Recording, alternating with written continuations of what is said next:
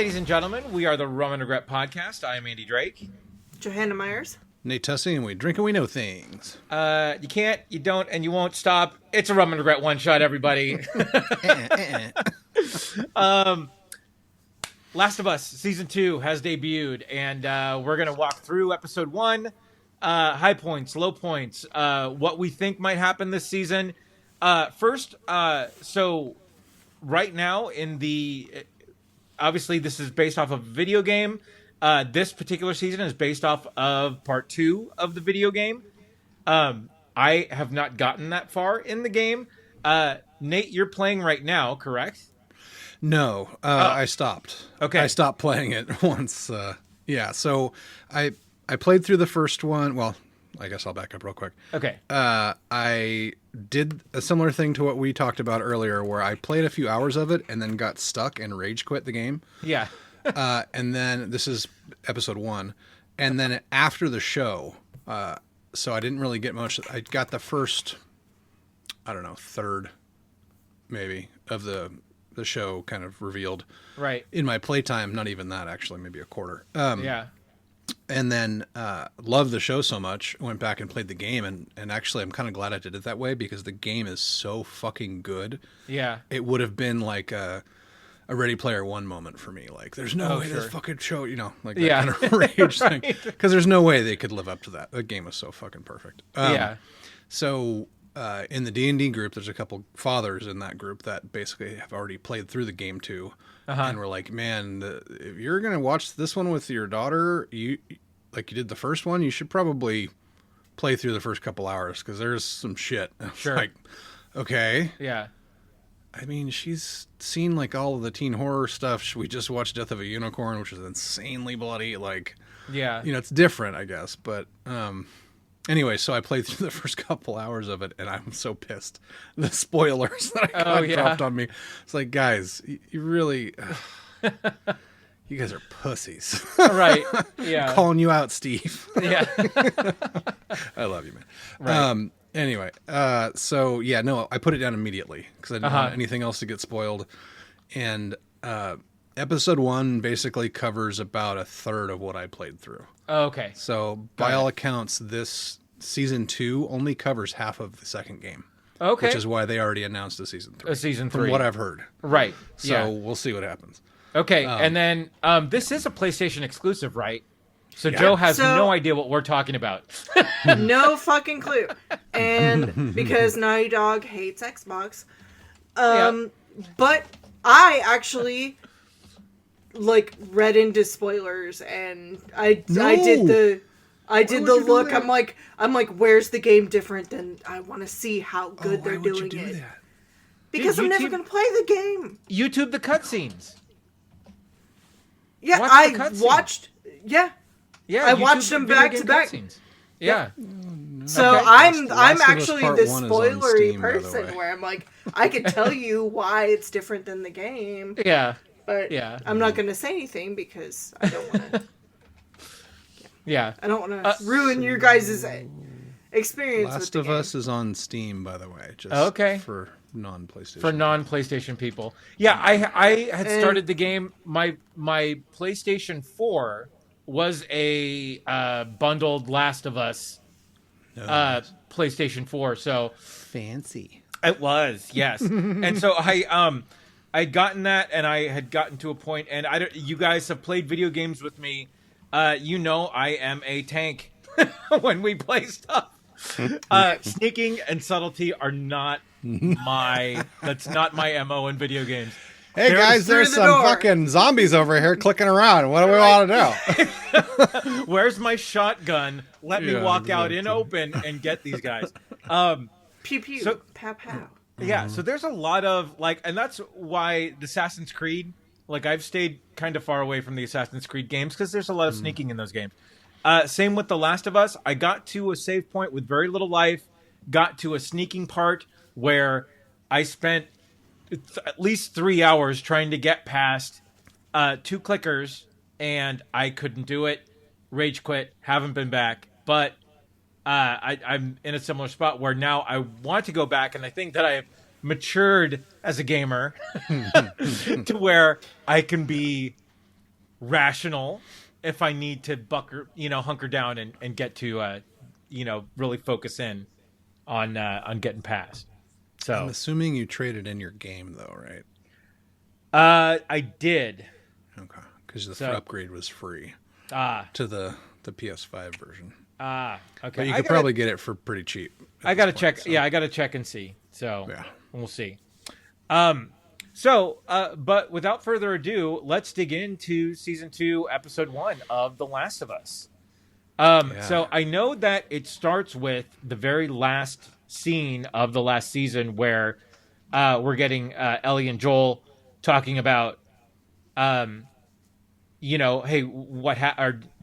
she's asking basically if he lied. Yeah, swear to me that that's the truth. Swear to me that this is what happened. Right. And swear to me. Right.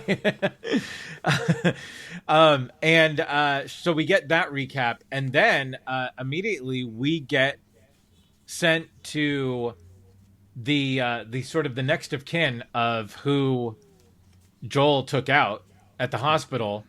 Took me a while to figure out what was going on when we got there, but sure enough, when they started talking, and they're standing over graves. Yeah, so we get basically they're plotting their course here to get after Joel. Before that though, it does the cut from you see the giraffes, right? And that was like a moment of peace for Ellie and Joel. Yeah. And it's the opposite for this group because it's in that same grove at the hospital where they're putting firefly medallions on hastily constructed crosses on fresh graves. And really good juxtaposition there. Right. Yeah. And so they plot to go after Joel and track him down, and then we get the SpongeBob 5 years later. So goes back up a little bit to the SpongeBob 5 years later. That's fine. 5 years later. Yeah, so this is a complete change from the first part of the game that I played.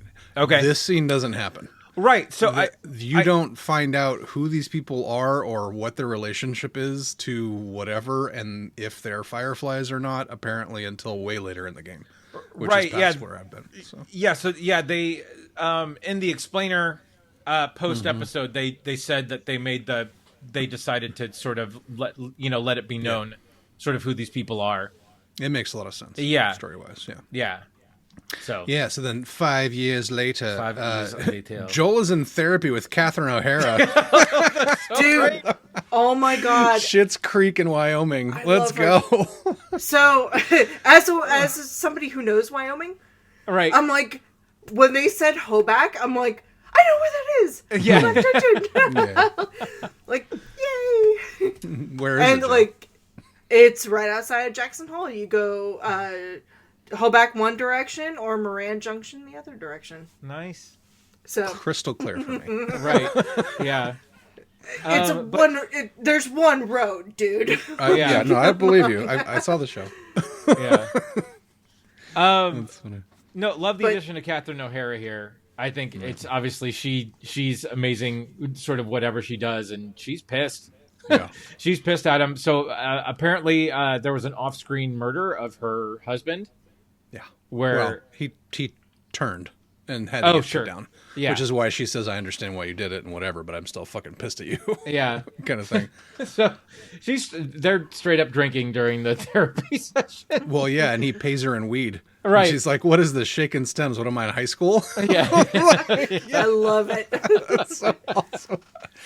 Her delivery was fantastic too. But I mean, we're kind of skipping over. The flyover of the compound is impressive. Like giant walls and gates and, very organized militia and, it's a town and it's a whole fucking town inside. Well, and we also glossed over Ellie's beatdown training. Yeah, that's true. It does open and up the arm on bar. Right. The giant dude kicking her butt, and then she does a little MMA, a little Gracie Jiu-Jitsu style on him. Yeah, only to find out that he pulled his. I know. Yeah, she's already bloodied when we see her. When we get there, and then it gets to the point where we find out this is a sparring match, and yeah, she's pissed that.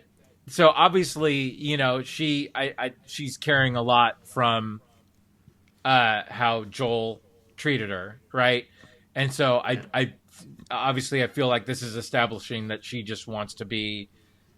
She doesn't want anyone to gloss over anything with her, even when it comes to punching her in the face. Yeah, don't hold back. Which obviously, she can take some pain because she's got a half sleeve at this point. Right? Yeah. From her ex, apparently. Yeah. Her ex gave her the tattoo. Yeah. But she uses that to cover her bite marks, right? She actually chemically burned her bite mark and then the tattoo over it. Oh wow, which is nuts. Spoilers. I know. No. That's not in the show. That's already happened. Oh, okay. If you I look didn't at know it, that. if you look at it, you can see it at certain points. But they talk about it. I think in episode 1. But yeah, and we get a little bit of backstory about how Joel and Ellie are sort of like strangers in the night, sort of passing and not really here and there. With and I think a lot of this came out when Dina comes over, right before the therapy session. Dina's talking to him, and Ellie lives in his garage, right, and doesn't talk to him at all. Yeah. Yeah, but it's Dina is fantastic, and she's the BFF that has all the intel. Yeah, exactly. Who's the actress in this? Oh, good question. I don't. Isabella Merced. Yes. Yeah, Isabella and she's playing Hawk Girl in Superman. Yeah, I saw that. Well, it seems a little tiny for Hawk Girl, but wow. Okay. Hey, I don't know. She just a little thing. Yeah. Let's see. Yeah, so we get the Ellie Joel scene, and then I think it rolls to therapy, right? Well, the therapy happened already. It looks like yes, it does roll to therapy, and then from there, she basically almost talks him into admitting stuff. Oh, right? Yeah. Right. And he just says, I saved her, and then as he's crying, walks out. So I like that. He obviously, it's hard for him to admit. He thinks he did the right thing here, right? Mm-hmm. And I think that but he's looking at it from, you'll find that most of our truths are based on a certain point of view. It seems that his point of view is, hey, I made the decision to get her out, and I saved her life. Right. But obviously, Ellie's point of view is different. Yeah, I think she knows that something's off, but she's also just tired of him being a helicopter parent and wants her to live her own life, kind of thing. There was a scene that we skipped over where her and Tommy are out on sniper practice out in the snow, which was awesome. Yeah, it was great. Ooh, that's cool. Like headshot? Yeah. Remember, he's walking away, and it's a little bit farther. You got to lead him, and she basically blackmails him into getting her off boring watchgate duty. Yeah, that's right. But it's cool to see their relationship too. It's interesting to see how she's sort of ingrained herself with the community outside of completely alienating Joel. Yeah, and actually that scene's important too because she starts yelling about her immunity, and Tommy gets freaked out because nobody knows. It's still only Tommy, Joel, and her. Right. Yeah. Nobody else knows. Yeah. So, which is an interesting take. Yeah. But I'm sure that'll come up at some point. Oh, for sure. Yeah.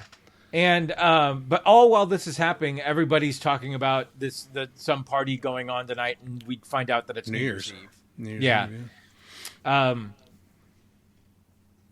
So yeah, and then at this point, what do we get? We get the they're trying to do some repair on some clay pipes that seem to be clogged up with branches. Oh, and you mean which always happens. Yeah. Yeah, which always happens. So right, that'll come into play after the party. Looks like.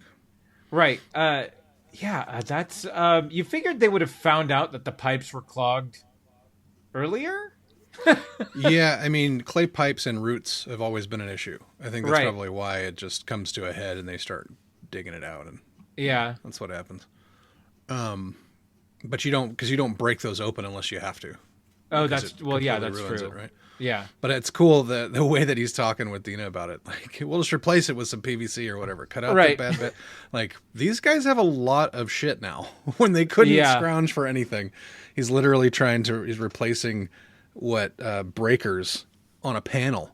He's replacing the springs on breakers on a panel, explaining to her how to do it and everything, which I thought was pretty cool. And then it kicks over to like their patrol. Oh yeah. This was good. The patrol was awesome. With the bear carcass. Like, That Right. was great. what? How many was it? 5 or 6 of them? With a giant pool of bear guts? The dead bear, was surrounded by it, sort of. Well, they follow the trail of blood to the store. Oh, right. Yeah. Follow the orders of this person, and they're all Ellie's just completely ignoring everything. I'm going to do whatever I fucking want. Yeah. That's funny. We really get to see that Ellie just doesn't give a shit, right? Yeah. She's wearing her she's basically telling everybody she's immune without telling everybody she's immune. Well, yeah, she's got a shotgun and a scabbard on her back, and then a pistol on each leg, and her knife. Like, she's armed to the teeth. Yeah, I think they call that out too. They're like, this is supposed to be a patrol, right? And she's like, get it out, like machete. Well, I love the part where they're like, she was like, they're like, you shouldn't go on this, and she's like, you and Joel and Tommy would do the same thing. Yeah. Why can't we go? Right. It was like, well, it's different. Okay, well, it's different. Yeah. It's really not. The debrief after is really good when. Maria and Tommy are talking to him from the actual city council seats and everything. Yeah. But let's back up. So the bear was at the supermarket, right? Yeah, and I love it when the girls get the okay to check out the store, and then they get in, and they're doing the military hand signals. So and then awesome. just like, right. Like, they're just having so much fun with it. I do like how they can organically throw a little bit of comedy in there, but I think she's just too cocky for her own good. And then, they were able to take out 2 clickers, right? Or is it just the one? She said 2. Remember, they listened. Yeah, there were 2 on each side. There was 2. Yeah, there's one on each side. So Dina took out one, and then we saw Ellie with the one, which that looked so much like a spider splicer from BioShock. I'm like, oh really? Oh my god! Good call out. Like, the whole time I was watching that, I'm like, as soon as it runs behind her, like, she turns, and then you see like, no, that's the stalker. Oh that that happens. That happens after the clicker. The smart clicker. the smart clicker. Okay. Yeah. So they take out the second clicker, and then she falls. They're joking around, and she falls through the floor. Right. Yeah. Oh, okay. Yeah. I'm okay. I'm fine. No, you're not fine. You're being stalked. Right. Yeah. And I love how they played the scene where the stalker's in the background, and just sort of jumping in and out of frame. Mm-hmm. And then Addie was flipping out. She's like, "Oh, really? Nope. It's awesome." Yeah. But we get a great close up of just this girl, this female clicker that is just like really almost it's got the sort of like woodland elf almost in a way. Yeah. But almost, yeah. Oh man. Yeah, that was, and then she gets a chunk of Ellie. Super smart. Set a trap for her, basically. Like, retreated, didn't charge her, and then like was in the underneath the display. And when she comes out of that, you're like, oh god. But it definitely gets a bite in the tummy side. Yeah. Yeah. And then and does it go immediately to the it goes trial to after this? Well, it's a debrief, yeah. Right, yeah. Yeah, it does look like a trial, though, because they're literally in the city council chairs and everything. Yeah. But she's debriefing them on the smart, what she's calling, whatever, the stalker or the smart clicker, because it's a big deal. It's kind of evolution, I guess. Yeah. So, yeah, and they're like, Dina's obviously lying, but I believe Ellie. Yeah. Well, because she wasn't there, right? She was trying to find a way to her. And Dina just backed her up. But it was funny that that Maria called her out on that. Yeah, and I love how they're and I've noticed this in a couple TV shows too now, that they're not automatically buying the lie anymore when these lies sort of happen. They're really playing to, sort of the audience saw it. And even though we're gonna try to tell this lie, we're gonna see through it immediately. But like it's almost, they sort of gloss it over because it is New Year's Eve, and everybody, I think, wants to get out and just go for it and have fun and relax this night. And then we get Joe and Ellie at home. She's in the garage listening to Nirvana. Yeah, Nirvana, right? And he's prodding her, saying, "Hey, are you gonna go to the thing tonight?" She's sort of passing it off, like, maybe, I don't know. And then he sees the guitar, which apparently is a big part of the game. Yeah. So, and he goes to restring it, and then it almost cuts immediately to the party at this point, where I thought this was a fun spot because we get a lot of character here. Mm-hmm. Ellie sort of watching Dina do her thing on the dance floor. And then I forget this was the guy who was helping her, not sparring with her, but sort of training her to spar, comes over. And I guess this is Dina's ex-boyfriend, because she says, "Oh, she'll be back with you soon." Yeah, again, off again ex-boyfriend. Right, yeah. And so, but you really get to see, while Ellie's watching her, how important Dina is to her. Not just in terms of friendship, but it does... Here you start to see that it's something more. Well, there was a moment prior that... I can't remember exactly what it was, but there was a moment where it's like, I think they hugged or something, and like... Oh, yeah. Yeah, it was like, oh, this is... Like, Ellie's got feelings for her best friend. Right. Like, Yeah. Yep. And then it goes to the party, and she's just like sitting back and like, oh, I'm watching my best friend who I have feelings for dance around, and then it goes from there. Said drunk best friend. Right. How bad do I smell? Yeah. When they start dancing. Goofy slow dance, and then it turns into a really like intense kiss. Yeah. And well, I did. The one old homophobic dude ruins it. And like, this is a family establishment, blah blah blah, and they go to walk away, and they call them dykes. Like, what? Yeah. Fuck? And then Joel just goes, full bam! body checks the guy. Yeah. Well, so and Ellie gets pissed. Yeah, I don't need your fucking help. If you've ever been to the California Adventure dance party with a couple of nennies that have had some alcohol, you get told by park staff that this is not an adult club.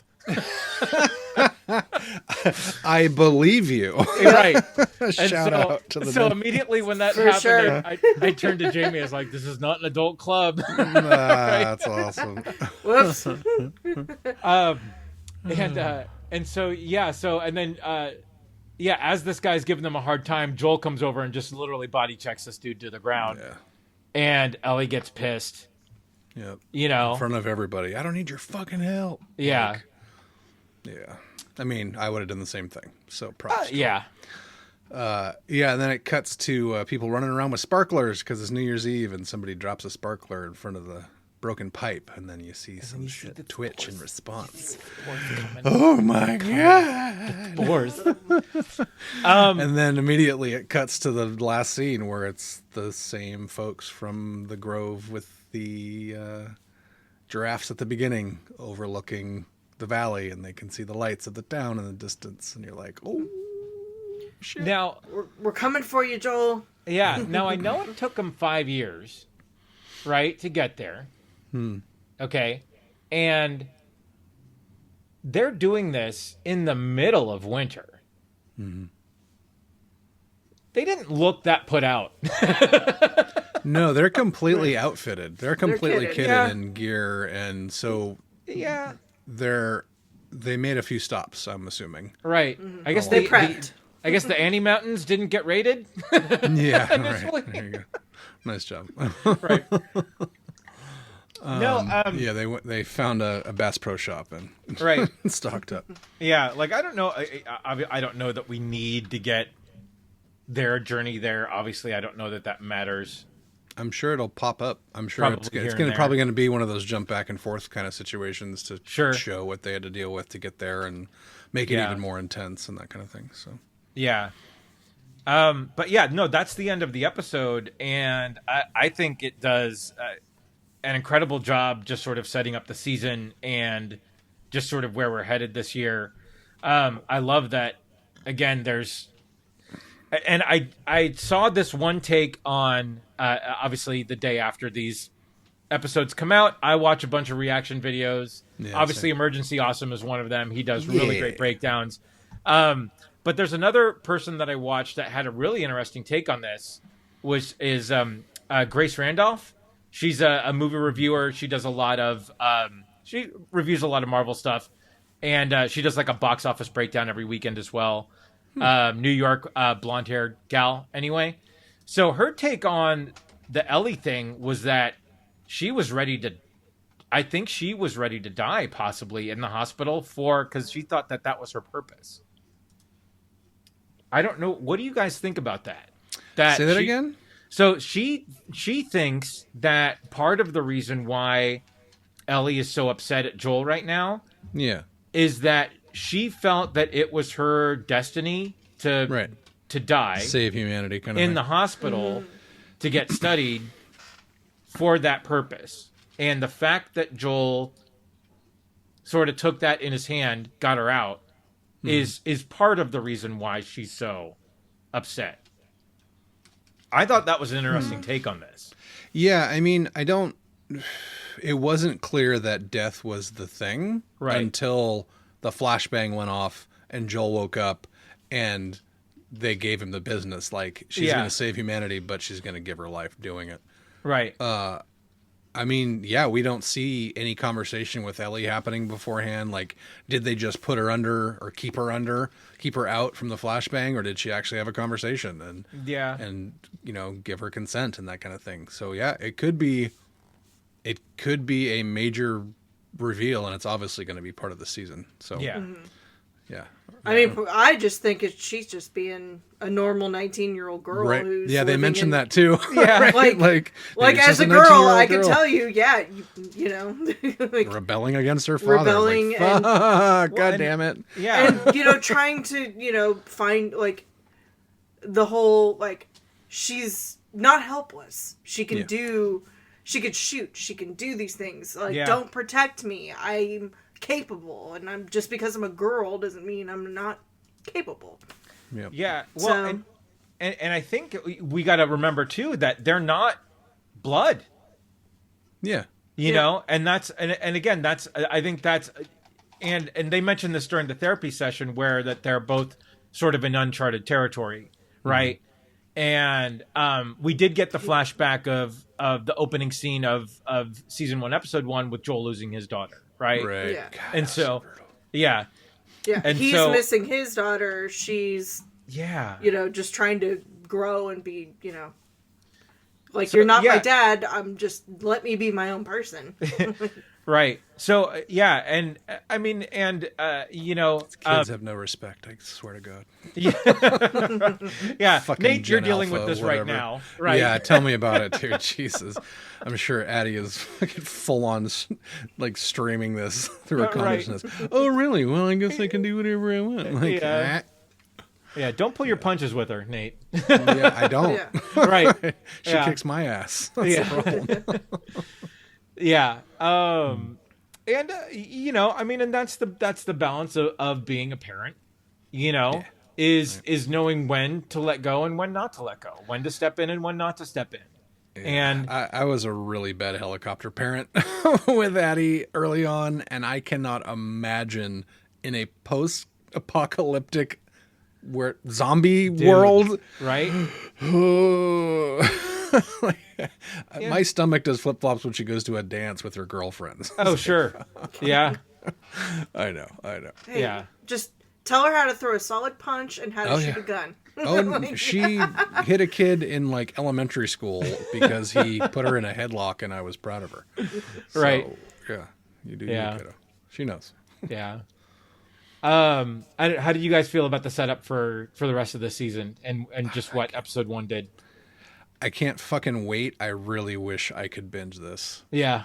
Like it's gonna be a 7-hour movie. I just want to watch it all at once. Can you Right. just Lord of the Rings me, please, or something like. Yeah. Yeah, same. Yeah. But it's good that we get the slow drip because it really does matter. It builds everything. As long as things don't get spoiled, that's the only thing I'm worried about. No, for sure. And I think what already got spoiled. Ugh. Yeah, no, it is. And we've had this discussion before about the weekly release versus the all at once. Yeah, and I think you can make arguments for both, sure, but the weekly release gets people talking. It gets people theorizing, even on a story that is out there, right? And people know what it is. But that's sort of the beauty of adapting these things to TV, is that they can take it in different directions and give us, sort of wonderful filler and backstory, like with the Nick Offerman episode last year, which is just, an hour of incredible TV, but had a character from the game that we just that really didn't have any backstory until that episode, right? So, yeah. Yep. yeah. Yeah, same with both of you. Like, once the episode was over, I'm like, no, more. I want more. Yeah. Feeder bar. I want more. Has, yeah. But I mean, that's the whole reason kind of we started this podcast, is talking about, water cooler, talking about shows and 100%. Lost and like, Nice, Jobin. So, I can't wait to wrap with you guys next week about the next episode. Yeah. Well, guys, let's raise our one shot as we do. Cheers. That was our Oh, he's actually got a one He's shot. got a little tiny shot glass. He's so cute. Nate is holding his red Solo Cup shot glass, everybody. It's literally, I want it like a 2-ounce Solo Cup. I found somewhere. I don't know where I found it. So I do have some final notes if you want these. Please they're, go. They're kind of fun. Yeah. Do it. Okay, so if 7 episodes feels like a little meager, rest assured there's more Last of Us to come. HBO already confirmed that there will be a 3rd season. So this is why everyone... Apparently, the second game there's a lot to cover, and there's no way they're going to do it in 7 episodes. That's kind of the general consensus. So maybe they're splitting it up. That's what it sounds like. Let's see. The song Ellie was listening to while getting ready for patrol was Nirvana's 1988 debut single, Love Buzz. Nice. A cover of a song by 1960 Dutch rocker Shocking Blue, who also wrote The Amazing Venus. Awesome. 2 passing mentions of Curtis and Viper this week in universe. It's the trashy 80s action movie franchise that Joel used to watch with his daughter Sarah, who died in the initial outbreak in 2003. We've seen clickers chomping on humans and now a poor bear. So Turnabout seems like fair play. Apparently some of the younger cast members did a mushroom taste test. Cool. And we have barbecue. Oh, Joe, that was going to be my closer. Fucking Jobin. God damn it. That's all right. I'll still tell the joke. Last one. One musician in Jackson's resident party band, Brittany and the Jug Boys from the New Year's Eve party, has this distinctive looking white beard that was a fitting cameo from Gustavo Santaolalla, Argentinian composer of the game and the TV show. Nice. Haunting theme. So he got to be a band member. How fucking meta is that? Right. Like, yeah. A band member in the show about the game that he also scored. Right. Composed. So, oh, man. Joe. Barbecue. I literally I'm have sorry. it queued. No, it's okay. I have the joke queued up. I can still tell it. No, yeah, do it when we hit the outro here. That was the idea. I should have put something We in the can chat. edit My me bad. out. You can edit me out. We'll fix it in post. We'll fix it in Yeah. post. All right. Nice. Ugh. What did you guys think of season 2, episode 1 of The Last of Us? Let us know. You can find us on Facebook at the Rum Regret Podcast. You can find us on Instagram at Rum Regret Podcast. Blah blah blah blah blah blah blah. On X at rum_regret. You can find us on Blue Sky, Rum Regret Podcast as well. And Nate, where can they find you? Yeah, Avid Gamer, AV1D Gamer on all the socials and your gaming platforms of choice. Game wise, I haven't really been playing a lot lately. Other than Baldur's Gate just dropped their last update ever.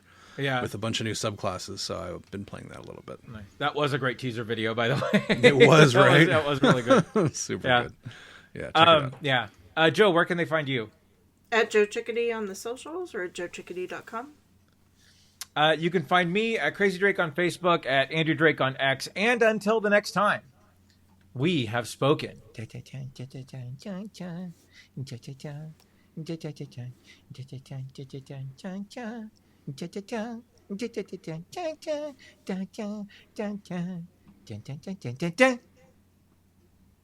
Oh, Ellie, I think they should be terrified of you.